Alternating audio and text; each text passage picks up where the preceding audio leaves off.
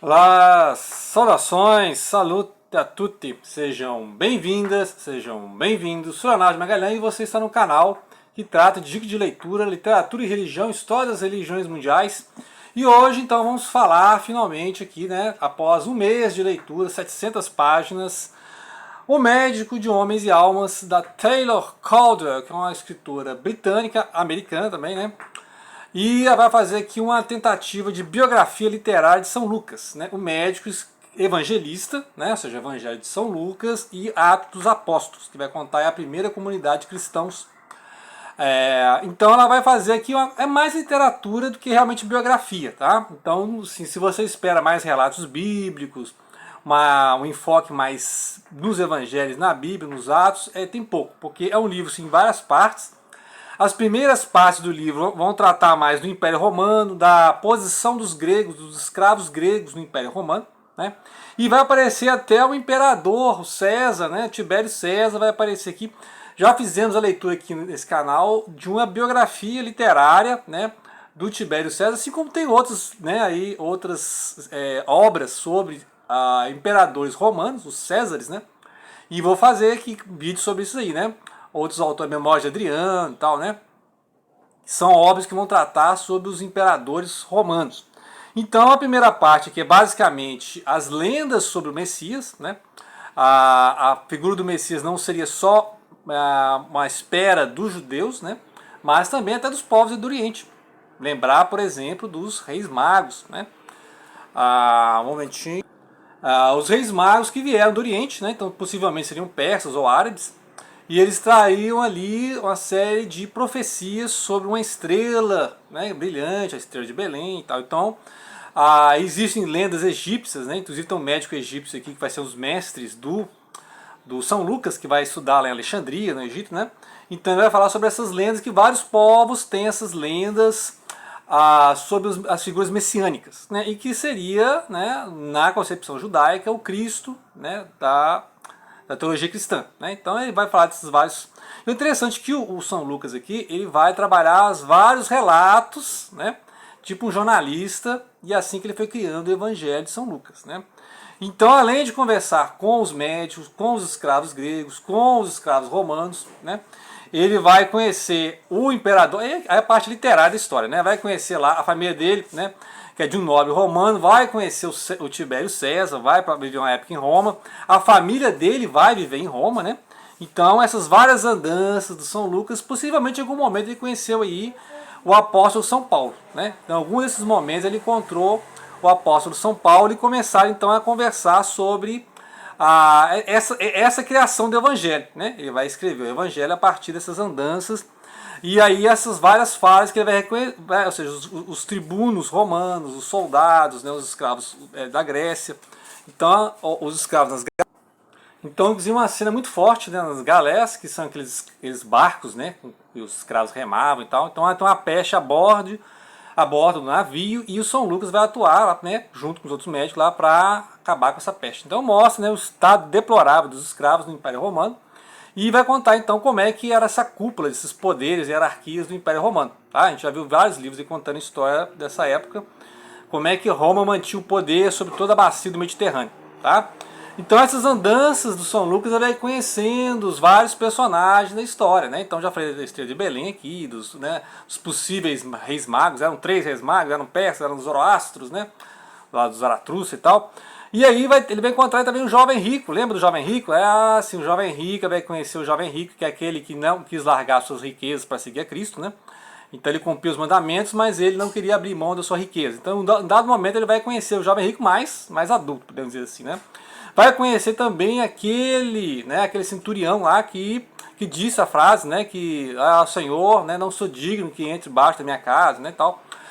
Que vai contar, então ele vai recolhendo ao longo das suas andanças, né, inclusive vai entrevistar a Virgem Maria também, né, tem uma parte aqui em que ele vai conhecer sobre a infância de Jesus, por isso que tem vários detalhes sobre Jesus no templo, os 12 anos, né, que tem lá em Lucas. Então tem vários relatos que você só vai encontrar em Lucas, né, por exemplo, a parábola, né, do filho pródigo, né, do bom samaritano. Então tem várias informações que você terá apenas no Evangelho de São Lucas. Então é interessante por quê? Porque ele faz um trabalho de reportagem, né?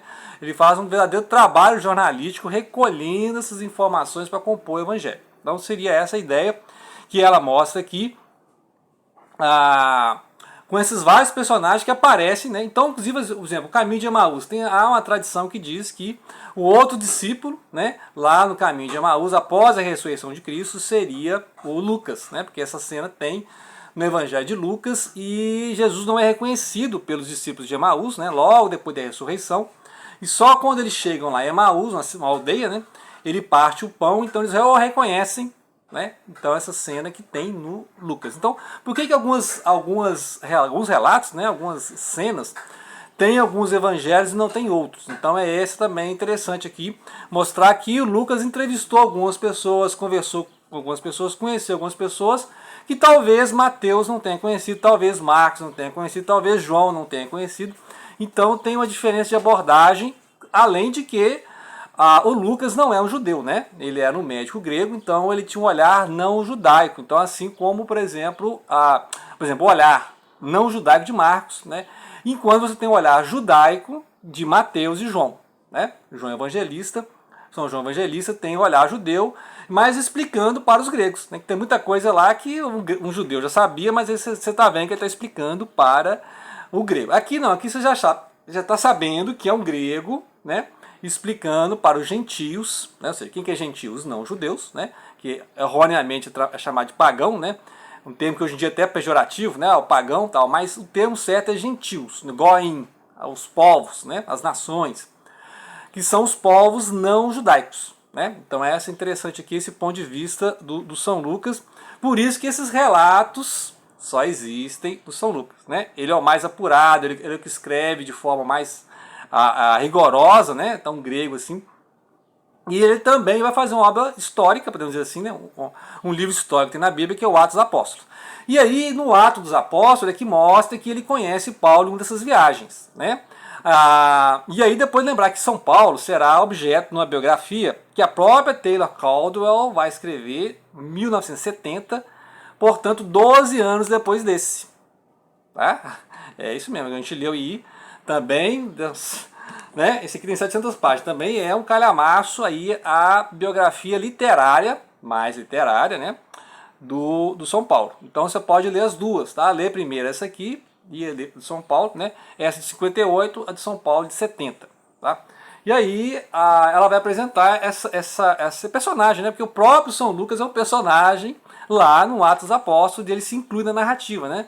Então, quando tem as viagens de Paulo, ele está lá junto com o apóstolo Paulo, tá? Ele está lá acompanhando e ele foi testemunho dessas viagens, muitas coisas aconteceram, né? Lá o Timóteo, Barnabé, Marcos e tal, e nessas várias viagens que Paulo fez ali no Mediterrâneo, nas suas pregações aos gentios, ou seja, aos povos, né? Coríntios, Filipenses, né? Os Coríntios, os Filipenses, né? Efésios, Gálatas e tal, essas várias localidades e cartas, porque Paulo, ele em prisão, escrevia essas cartas para orientar suas comunidades que iam se formando ali, desde Antioquia, né, na Síria, até Roma, e até além, até onde é a Espanha hoje, possivelmente tinha colônia romana ali, né? Então a propagação do evangelho foi seguindo as estradas romanas, né? Todos os caminhos levam a Roma, podemos dizer assim. Então eu acho interessante ler isso aqui porque ele vai mostrar muito disso aí, como é que era o Império Romano, como é que era o centurião, como é que eram aquelas tropas que estavam ali, né, na Palestina, quem era a guarda pretoriana do Tibério César, né? Então tem cena disso aí. Como é que viviam os romanos, que eram os colonizadores daquela região na época, né? E quem matou Jesus foram os judeus que mataram Jesus, foram os romanos, né? Lembrar que se Jesus fosse morto pelos judeus, seria apedrejado, né? A morte na lei mosaica é o apedrejamento, né? O mulher adúltera, né? Então, Jesus não foi morto pelos judeus, foi morto pelos romanos, né? Então, a morte de cruz é destinada aos subversivos, aos rebeldes, né? Então Jesus morreu como um rebelde, né? Ele diz que é o rei dos judeus. Então tem essa questão aqui, porque o povo mesmo era a favor de Jesus, né? Interessante ser, o povo era a favor de Jesus, mas as elites religiosas e políticas não gostaram nada da mensagem de Jesus, né? A mensagem de Jesus destruía completamente essa hierarquia e incomodava os romanos, né? E aí tinha um conluio ali do Pilatos com Herodes, etc., para acabar com esses subversivos, esses rebeldes, os revolucionários sicários aí, e confundiram Jesus então com um desses revolucionários, né? Então, a figura messiânica, né, ou seja, Jesus incomodou essas elites. Interessante que a imagem do Messias para os judeus é justamente de uma liderança política, né? Os judeus esperam uma liderança política e agora os povos ali não judeus, os povos gentios, esperavam uma manifestação divina. Então por isso que muitos aceitavam Jesus como uma manifestação divina, né? Ou seja, Jesus como divino, enquanto que muitos grupos que não liam as cartas de Paulo, por exemplo, os ebionitas, né, aceitavam Jesus como um profeta, né? Então o Messias é um homem, um líder, um profeta que não teria um caráter divino, né? Agora, Lucas não, Lucas sempre defendeu aqui, pelo menos, né, a gente lê no livro, Lucas sempre esperava uma manifestação divina, ou seja, o Deus desconhecido, né, que Paulo fala lá, vocês, né, fazem um altar ao Deus desconhecido. O Deus desconhecido é esse que Jesus veio revelar, né? Então, o São Lucas mostra que Jesus é essa revelação divina, né? Que você conhece de Deus é a revelação divina em Jesus. Então, esse é o ponto de vista do São Lucas, que vai pregar para os gentios, né? Vai pregar para os gregos, para os romanos, e aí ele vai explicar muitas das datas judaicas, das festas judaicas, né? Dos eventos judaicos, geografia da Judéia, né? Aí da Galiléia, etc. Por quê? Porque quem vai receber essas cartas são povos não judaicos, né? Eles estão lá na diáspora, eles estão lá na Macedônia e tal, né? Na Ásia Menor. Então são pessoas que não conhecem a Judéia, não sabem as distâncias, não sabem as leis, não sabem quem eram os governadores da época, entendeu? Então por isso que São Lucas é muito didático, ele vai explicar para não judeus o que são essas datas judaicas, quando aconteciam, né? Quem que eram os imperadores na época, quem que eram os governadores na época, né? Então por isso que ele é muito judaico e vai ficar explicando coisas que o judeu gosta, né? O judeu que vai ler o Evangelho de São Mateus, né? Ou São João, o Evangelho de São João, o judeu vai, né, isso aqui já sabe, né, já era tradição da cultura judaica, mas lembrar que o São Lucas não era judeu, ou seja, era um médico grego, então ele escrevia para não judeus, tá? E explicando para nós que não somos judeus, essa questão da cultura judaica aí, tá? Então fica a dica, em breve, né, isso aí é o resumão do livro, né, 700 páginas, né, então eu fiz um condensado aqui, aconselho a ler antes, né, o Evangelho segundo São Lucas e ler o Atos dos Apóstolos, tá? Depois nós vamos fazer um vídeo aí lendo sobre essas biografias dos imperadores e dos romanos, tá? Então é interessante conhecer a história do Império Romano, vamos falar do Adriano e outros imperadores aí que influenciaram a história da igreja, né? A história da igreja que nasceu ali na decadência do Império, né? O Império caiu e quem ficou lá? A igreja, né? Então a igreja que estava ali junto do povo, né, fazendo a filantropia, ajudando o povo, fazendo a pregação. Quando aconteceu as tragédias da queda do Império, né, então estava lá a igreja. Depois a gente vai ler também as confissões de Santo Agostinho, mostrando essa era de transição, que Santo Agostinho estava ali na época das invasões bárbaras, né, então o Império Romano caiu e os bárbaros entraram, né, os germânicos, os visigodos, os ostrogodos, os vândalos e tal, no norte da África também, e lá estava Santo Agostinho, e nós vamos então ler essas confissões, né, mostrando a época histórica, esse contexto histórico do Santo Agostinho, tá? Então fica aí a dica, né, a dica de hoje é Médico de Homens e Almas, a Taylor Caldwell falando a vida, né, a biografia literária do evangelista, né, ele não foi um apóstolo, ele foi evangelista São Lucas, tá? Então é interessante vai ver também a diferença aqui, né, dos apóstolos, né, dos evangelistas. Ah, mas Paulo não era apóstolo, né? Paulo era um apóstolo, não dos 12, né? Então, e não há provas de que Lucas tenha conhecido Jesus em vida, né? Então, possivelmente Lucas entrou na história aí, junto com São Paulo, depois, né, nos anos 50, 20 anos depois, né, da morte na cruz, né? Então, essa geração veio depois e os evangelhos foram escritos aí nos anos 50, 60, 70, né? E até lá o evangelho de São João, que foi possivelmente no 95 ou 100, né? Apocalipse, etc. Tá? Então é interessante você ver como é que é a construção do cânone do Novo Testamento, né, gente? Não caiu pronto, né? Não caiu pronto. O cânone foi montando, né? Montando ao longo das décadas aí.